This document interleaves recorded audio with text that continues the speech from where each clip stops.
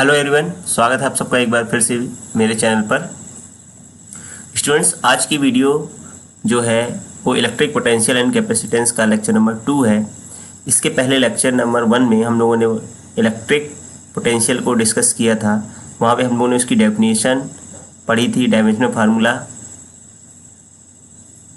देखा था कि इसका फार्मूला क्या होता है, और वहाँ पे हम लोगों ने इलेक्ट्रिक पोटेंशियल डिफरेंस मतलब पोटेंशियल डिफरेंस भी डिस्कस किया था।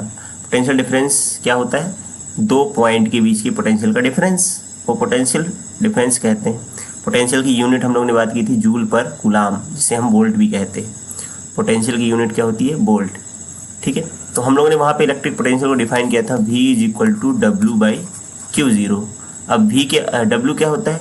किसी चार्ज को, टेस्ट चार्ज को इन्फिनिटी से इलेक्ट्रिक फील्ड के किसी पॉइंट पर लाने में जो वर्क डन करना पड़ता है वो वर्क, और टेस्ट चार्ज, इन दोनों का जो रेशो है उस पॉइंट पर इलेक्ट्रिक पोटेंशियल कहलाता है। ठीक है, परीक्षण आवेश को अनंत से विद्युत क्षेत्र के किसी बिंदु तक लाने में किए गए कार्य W और परीक्षण आवेश के अनुपात को हम उस बिंदु पर विद्युत विभव कहते हैं। यदि आपको इस चीज़ को समझना है, इलेक्ट्रिक पोटेंशियल पोटेंशियल डिफरेंस को, तो आप लेक्चर नंबर 1 को देख सकते हैं। तो चलिए आज हम बात करने वाले हैं कि किसी बिंदु आवेश के कारण किसी बिंदु पर विद्युत विभव कितना होता है, किसी पॉइंट चार्ज के कारण किसी पॉइंट पर इलेक्ट्रिक पोटेंशियल की वैल्यू कितनी होती है, उसे हम कैलकुलेट करने वाले हैं आज। तो चलिए देखते हैं। तो हमारा जो ऑब्जेक्टिव है वो है बिंदु आवेश के कारण किसी बिंदु पर विभव के लिए सूत्र व्युत्पन्न करना है। तो एक्सप्रेशन ड्राइव करने वाले हम लोग, expression for electric potential at a point charge and at a point due to point charge। ठीक है, drive an expression for electric potential at a point due two point charge. किसी point charge के कारण किसी point पर electric potential कितना होता है। तो इसके लिए कंसीडर अ पॉइंट चार्ज, एक पॉइंट चार्ज है प्लस Q, इसे हम सोर्स चार्ज बोल रहे हैं। ठीक है, एक सोर्स चार्ज है Q at a point O। एक पॉइंट O है जिस पर एक प्लस Q चार्ज रखा है। At a point P, a point P is taken at a distance R। इससे R डिस्टेंस पर एक पॉइंट P है। ठीक है, इससे R डिस्टेंस पर एक पॉइंट P है।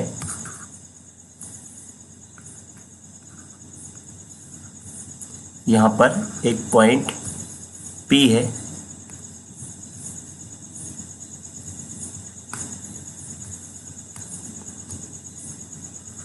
यहाँ पर एक पॉइंट P है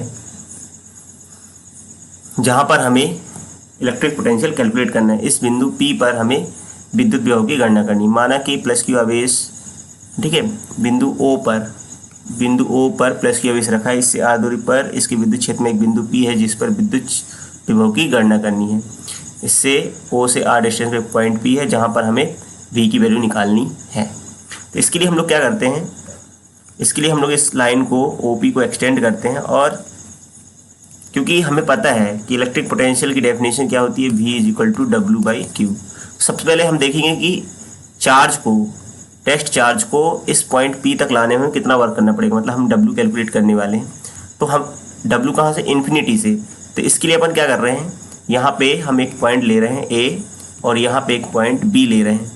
सबसे पहले अगर हम टेस्ट चार्ज Q0 को पॉइंट A पे रखेंगे, पॉइंट A पर अगर हम रखेंगे इस टेस्ट चार्ज को, किसी भी टेस्ट चार्ज को, तो उस पर कितना फोर्स लगेगा, इस फोर्स के अगेंस्ट हमको B तक लाने में, चार्ज को, इस Q को B तक लाने में कितना वर्क करना पड़ेगा वो कैलकुलेट करेंगे। मतलब ये जो डिस्प्लेसमेंट है, या A से B तक का जो डिस्प्लेसमेंट बहुत छोटा है, तो हम लोगों ने इन्फिनिटी से P तक का जो डिस्टेंस है उसे बहुत ही छोटे पार्ट में डिवाइड कर दिया, बहुत छोटे छोटे पार्ट में डिवाइड कर दिया है, और हर पार्ट के लिए हम वर्क को कैलकुलेट करेंगे और सभी वर्क को हम ऐड कर देंगे। और ये जो ऐड करने का काम है, इस डिस्टेंस को, इन्फिनिटी से P तक का जो डिस्टेंस है उसे हम बहुत छोटे छोटे पार्ट में तोड़ देंगे। ठीक है, इन्फिनिटी से P तक की जो डिस्टेंस है इसे हम छोटे छोटे पार्ट में तोड़ देंगे, dx, और हर dx के लिए हम वर्क निकालेंगे, और वर्क निकाल के सबको जोड़ देंगे, ऐड कर देंगे, तो हमें टोटल वर्क निकल आएगा। कहाँ से कहाँ तक? इन्फिनिटी से P तक। तो ये जोड़ने का काम जो करता है वो इंटीग्रेशन करता है। तो हम पहले हम देखते हैं कि अगर हम चार्ज को ए से बी तक डिस्प्लेस करेंगे तो कितना वर्क करना पड़ेगा। चलिए अभी तो देखते हैं, अगर हमने इस Q0 को चार्ज को इस Q0 चार्ज को ए पर रखा है तो इस प्लस Q के कारण इस Q0 पे कितना फोर्स लगेगा वो कैलकुलेट करते हैं। तो कूलॉम्स लॉ से इस पे कितना फोर्स लगेगा, कूलॉम्स लॉ से जो हमारे पास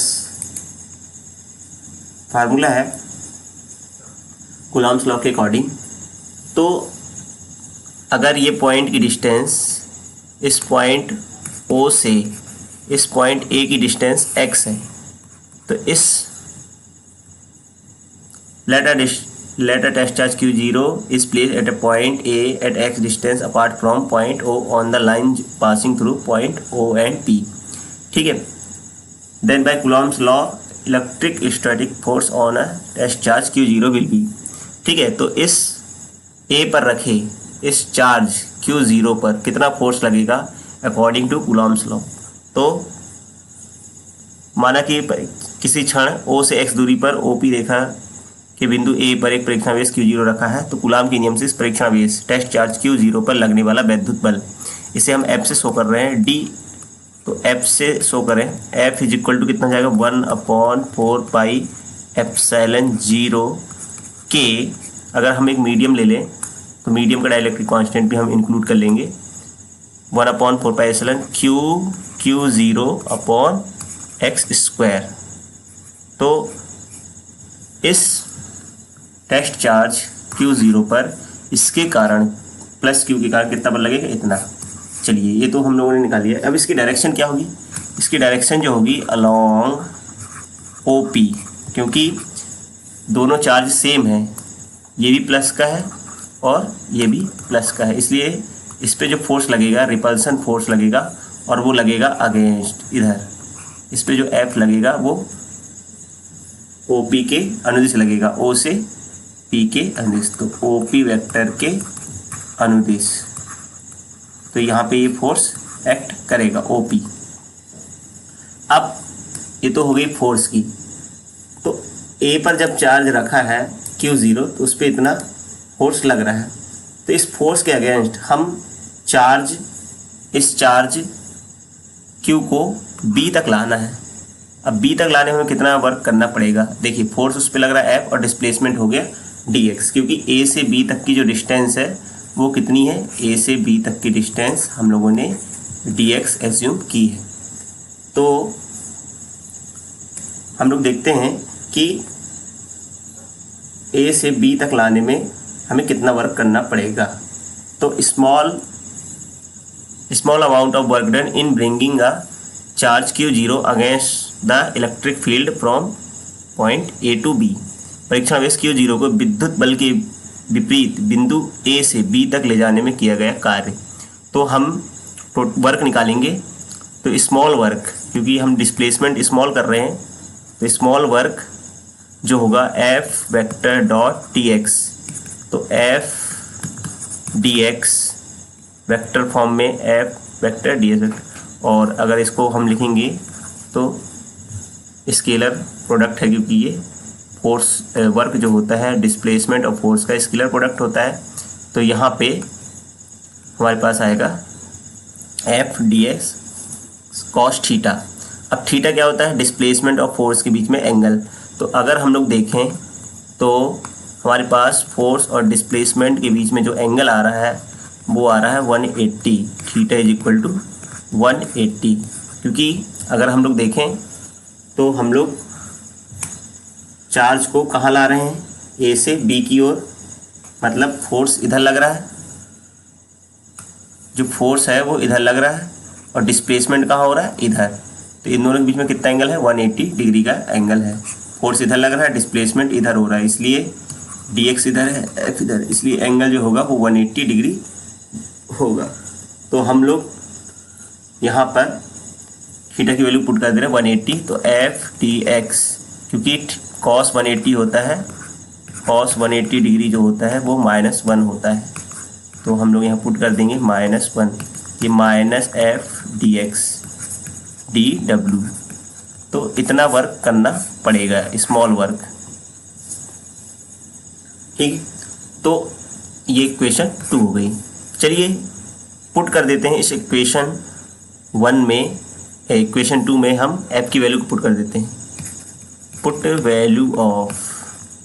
value of f in equation 2 by equation 1। अगर हम इस इक्वेशन 1 में, इक्वेशन 2 में इक्वेशन 1 से वैल्यू पुट कर देंगे तो हमारे पास जो DW आएगा वो DW आएगा 1/4 पाई एप्सिलॉन 0, माइनस में लगा दे रहा हूँ, f की वैल्यू पुट कर रहे हैं 1/4 pi epsilon Q0 x² into dx। तो हमारे पास ये वैल्यू आएगी किसकी, ये DW की वैल्यू आ गई। स्मॉल वर्क हम लोगों ने निकाल लिया है, तो हमारे पास जो वर्क आ गया है DW is equal to -1/4 pi epsilon 0 K Q0 x² dx। ये हम लोग पास वर्क कैलकुलेट होके आया है, स्मॉल वर्क है। अब इस वर्क को, क्योंकि हमने छोटा सा डिस्प्लेसमेंट किया था इसलिए वर्क भी छोटा सा ही होगा। अब हमें टोटल वर्क निकालना है, तो टोटल वर्क निकालने के लिए हम क्या करेंगे, यहाँ पर टोटल वर्क निकालने के लिए हम लोग इसको इंटीग्रेट करेंगे। और यहाँ हम बता चुके हैं here negative sign so that direction of force and direction of displacement are opposite.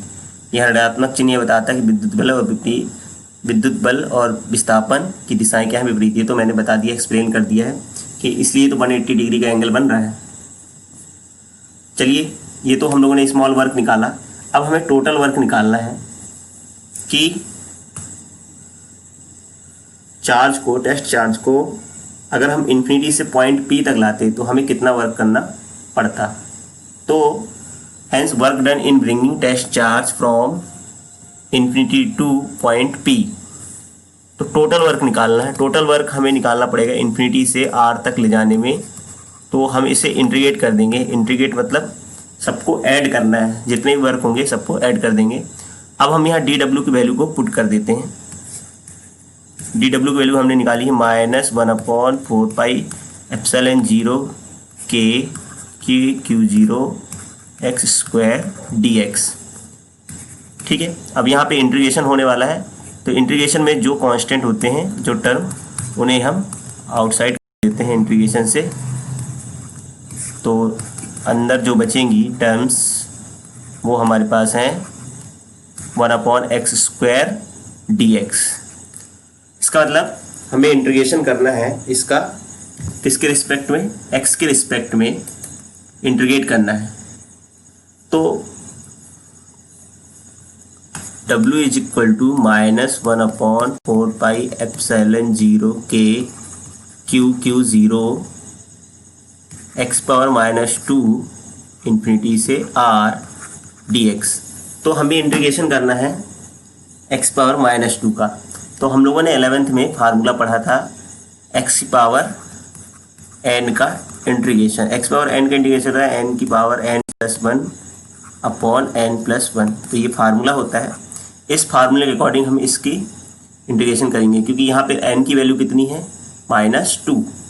तो अगर हम लोग यहाँ पे इंटीग्रेशन करना चाहें तो हमें मिलेगा W is equal to -1/4 pi epsilon 0 K Q0 x⁻²+1/-2+1, limit लगा देंगे इन्फिनिटी से R। तो W is equal to -1/4 pi epsilon 0 K Q0 x⁻1/-1 infinity से R। तो W is equal to -1/4 pi epsilon 0 K Q0, इसको लिख सकते हैं हम x⁻1/-1 को हम -1/x² लिख सकते हैं। कैसे, x⁻1/-1 -1 का मतलब इस माइनस को हम आगे लिख सकते हैं, और x के अपॉन में 1 लिखने से कोई मतलब नहीं है, क्योंकि 1 का मतलब 1 ही होता है। तो एक्स पावर -1। अब इस एक्स पावर -1 को हम 1/x लिख सकते हैं। कुल मिला के हम इसे -1/x लिख सकते हैं। तो हम लोगों ने यहाँ पे डायरेक्ट लिख दिया है। तो अब हम लिमिट पुट कर दे रहे, तो लिमिट कहाँ से कहाँ रहेगी, इन्फिनिटी से r। अब लिमिट पुट करने का तरीका क्या होता है, लिमिट पुट करने का तरीका ये होता है कि upper limit minus lower limit. तो w is equal to -1/4πε0 k q0 upper limit minus lower limit. तो एक बार हम लोग x की जगह पे r पुट करेंगे, फिर -1/, एक बार r के प्लेस पे इन्फिनिटी पुट करना है। तो x के प्लेस पे इन्फिनिटी पुट करेंगे, तो 1/4πε0 k q0 -1/r। तो माइनस का इस मल्टीप्लाई हो जाएगा, इस माइनस का इस माइनस मल्टीप्लाई हो जाएगा। फाइनली जो हमारे पास आंसर आएगा वो आएगा -1/4πε0 k q0 upon r plus हो जाएगा ये। तो ये वर्क निकाल के आ गया हमारे पास कि इस चार्ज को हम अगर इन्फिनिटी से लाते, इन्फिनिटी से पॉइंट P तक लाने में वर्क डन, तो हमें पॉइंट P पर पोटेंशियल निकालना है। So potential at point P, अतः बिंदु P पर विभव, बिंदु P पर विभव कितना हो जाएगा, V is equal to W/Q0। तो ये इक्वेशन सपोज करो हमारे पास, ये इक्वेशन जो आई थी ये 3rd है और ये 4th है। तो इस इक्वेशन 4 में हम पुट कर देंगे वैल्यू किसकी, WP। Put value of W in equation 4 from equation 3। इस इक्वेशन 3 में अगर हम W की वैल्यू पुट कर दें तो हमारे पास जो फार्मूला आएगा फाइनली वो आएगा V is equal to 1/4πε0 k q0 r upon q। तो यहाँ से q से q कैंसिल आउट हो जाएगा, q0 से q0 कैंसिल आउट। तो V is equal to 1/4πε0 k q upon r, q upon r। हमारे पास जो फाइनल फार्मूला आएगा वो आ रहा है निकल कर 1/4πε q/r। तो ये फार्मूला किसका है, इलेक्ट्रिक पोटेंशियल का है, किसी पॉइंट पर, किसी पॉइंट चार्ज के कारण। यहाँ पे यूनिट आएगी वोल्ट। ठीक है। अगर यहाँ कोई मीडियम नहीं होता, अगर फॉर एयर और वैक्यूम, फॉर एयर और वैक्यूम मतलब वायु या निर्वात के लिए, वायु या निर्वात के लिए क्या होगा, वायु निर्वात के लिए k की वैल्यू को हम 1 पुट कर देंगे। तो V is equal to 1/4πε0 q/r volt. ठीक है। तो ये किसी पॉइंट पर पोटेंशियल के लिए फार्मूला हो जाएगा। तो ये 2 फार्मूले हैं, कोई भी एक फार्मूला हमें यूज़ कर सकते हैं। मीडियम है तो k की वैल्यू गिवन होगी और नहीं दिया तो हम ये फार्मूला यूज़ करेंगे। तो ये फार्मूला है किसी पॉइंट पर इलेक्ट्रिक पोटेंशियल के लिए किसी पॉइंट चार्ज के कारण। ठीक है। तो ये डेरिवेशन हम लोगों ने किया, बहुत ही अच्छा डेरिवेशन है और इस फार्मूले को हमें याद भी रखना है। चलिए अब बात करते हैं इससे रिलेटेड कुछ न्यूमेरिकल्स, हम लोग 1-2 न्यूमेरिकल करते हैं इस फार्मूले पे बेस्ड। ठीक है। चलिए तो हमारे पास पहला जो न्यूमेरिकल है वो है एक 1.3 × 10⁻⁷ कूलाम चार्ज को किसी बिंदु तक लाने में हमें इतना कार्य करना पड़ता है। एक इतना चार्ज है, इसको किसी पॉइंट पर लाने में इतना वर्क करना पड़ता है, तो उस बिंदु पर विद्युत प्रवाह की गणना करना है। If 5.2 into 10⁻⁵ joule work is done in moving a charge, इतने चार्ज को मूव करने में हमें इतना वर्क करना पड़ता है, from infinity to a point in electric field, तो हमें उस पॉइंट पर इलेक्ट्रिक पोटेंशियल की वैल्यू बताना है। हमें वर्क दिया है, चार्ज दिया है और पोटेंशियल पूछा है। तो हम लोगों ने जो फार्मूला बेसिकली जो लेक्चर नंबर 1 में V इज इक्वल टू होता है W/Q0, तो हमें W भी दिया है, W की वैल्यू दी है 5.2 इंटू 10⁻⁵ जूल, और Q0 की वैल्यू भी दी है 1×10⁻⁷ कूलाम। तो हम डायरेक्ट इस फार्मूले से इसका आंसर निकाल सकते हैं। तो जो पोटेंशियल होगा Q0 फार्मूले के अकॉर्डिंग 5.2 इंटू 10⁻⁵ अपॉन 1.3 इंटू 10⁻⁷। तो बहुत ही सिंपल है, ये कैंसिल आउट हो जाएगा। 4 इंटू 10 इसको सॉल्व कर लेंगे पावर तो 2 वोल्ट, मतलब 400 का होगा। तो ये न्यूमेरिकल बहुत ही सिंपल न्यूमेरिकल था, इस पर क्योंकि कुछ करना ही नहीं था, सीधे वैल्यूज दी थी और हमें उसे पुट करना था। ये बहुत ही इजी है, तो बहुत ही सिंपल है। चलिए नेक्स्ट क्वेश्चन को करते हैं।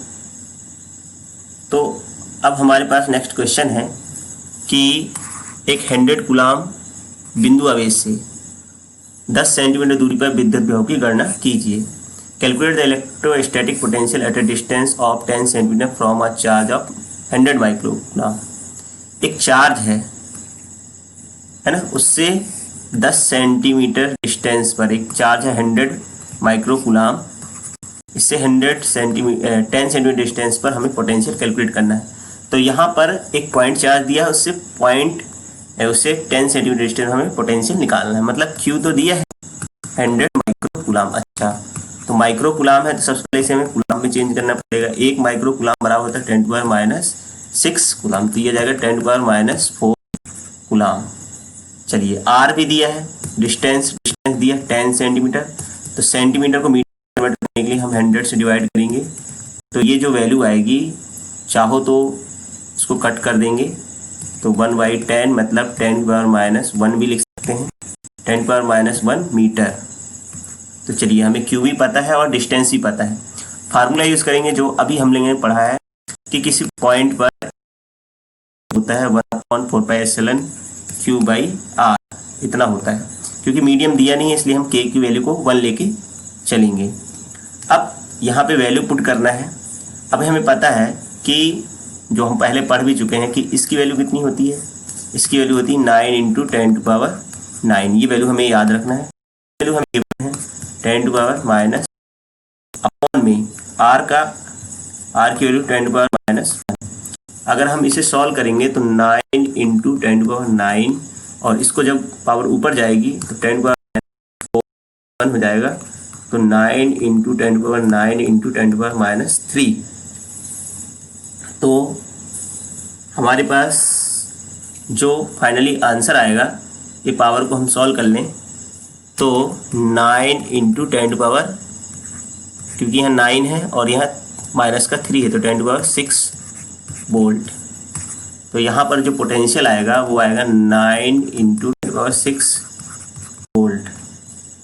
तो बस हमें यूनिट्स का थोड़ा सा ध्यान रखना है, इसके बाद कैलकुलेशन तो हम कर ही लेंगे। तो ये हो गया इसका आंसर, सेकंड क्वेश्चन। चलिए इससे रिलेटेड एक और क्वेश्चन करते हैं, एक और न्यूमेरिकल हमारे पास है, तो शायद हम इसे सॉल्व कर पाएँ। तो एक चांदी के नाभिक की त्रिज्या 3.4 × 10⁻14 मीटर है। इसकी सतह पर विद्युत विभव की गणना कीजिए। तो कोई भी नाभिक को हम एक गोला मान सकते हैं, स्फीयर मान सकते हैं। इसकी सरफेस पे हमें क्या बताना है, इलेक्ट्रिक पोटेंशियल बताना है। सिल्वर का जो जेड दिया है वो दे दिया है, इधर पे जेड दिया है, मतलब उस पर उसका एटॉमिक नंबर दिया है। एटॉमिक नंबर मतलब उस पर कितने इलेक्ट्रॉन हैं, जितने इलेक्ट्रॉन उतने proton. Z is equal to 47 दिया है। The radius of the silver nucleus इतनी है, सिल्वर न्यूक्लियस की रेडियस इतनी मीटर है। Find the electric potential on the surface. तो हमें इसका जेड दिया है, जेड मतलब एटॉमिक नंबर दिया है, एटॉमिक नंबर मतलब पी की वैल्यू 47 है, अगर पी 47 है तो इलेक्ट्रॉन भी 47 होंगे। तो इस पर टोटल जो चार्ज होगा क्यू जो होगा वो ई, जेड हो गया 47 और ई की वैल्यू हमें पता है इतनी होती है। ये हमें चैप्टर 1 से पता है या हम लोगों ने याद किया हुआ है, और याद नहीं है तो हमें याद रखना है, क्योंकि ये क्वेश्चन में हमें कभी देगा नहीं, दे भी सकता है और नहीं भी दे सकता। तो ये चीज़ें हमें याद रखनी है। क्यू हमें पता है, आर इसकी रेडियस दिया है 3.4 इंटू 10⁻14 मीटर। तो हम इसकी सरफेस पे पोटेंशियल निकालना है। तो इसकी सरफेस पे जो पोटेंशियल होगा वो होगा 1/4πε0 Q/r। तो हमें चार्ज ही पता है और रेडियस भी पता है। तो हम इन दोनों वैल्यूज़ को, इसकी वैल्यू हमें पता है, इसकी वैल्यू 9 इंटू 10⁹ याद रखना है। क्यू की वैल्यू 47 इंटू 1.6 इंटू 10⁻90 और नीचे आर 3.4 इंटू 10⁻40। तो वैल्यूज़ हमारे पास हैं, हम इनको सॉल्व कर सकते हैं। मैं पावर को सॉल्व कर देता हूँ, डेसिमल को आप लोग सॉल्व कर लीजिएगा। पावर को हम सॉल्व करेंगे तो यहाँ आएगा -5, तो यहाँ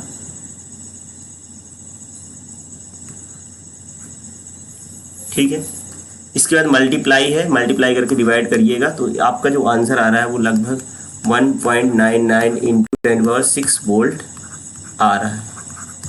तो आप इस चीज़ को सॉल्व कर लीजिएगा, यानी आंसर लिख दिया है। फाइनली जो आंसर है हमारे पास 1.9 इंटू 10⁻6 वोल्ट। तो हम ये आंसर निकाल सकते हैं। तो हम लोगों ने इससे रिलेटेड न्यूमेरिकल किए, बहुत ही सिंपल सा फार्मूला है, डिस्टेंस और चार्ज चाहिए और 1/4πε की वैल्यू तो हमें पता रहती है। आई होप ये वीडियो आपको समझ में आया हो, जैसे लेक्चर 1 समझ में आया था, लेक्चर 2 भी समझ में आया होगा। तो अगर वीडियो पसंद आई तो इसे लाइक शेयर कमेंट ज़रूर करें और अपने दोस्तों से शेयर ज़रूर करें। अगर आपको ये वीडियो अच्छी लगती है या जो लेक्चर्स हैं मेरे पसंद हैं तो आप उसे शेयर ज़रूर कीजिएगा, और आगे की टॉपिक के अपडेट पाते रहने के लिए आप मेरे चैनल को सब्सक्राइब कर लीजिए, ताकि मैं जब भी कोई नई वीडियो बनाऊंगा तो आपको वो मैसेज नोटिफिकेशन आता रहे। तो जब तक के लिए थैंक यू वेरी मच, धन्यवाद।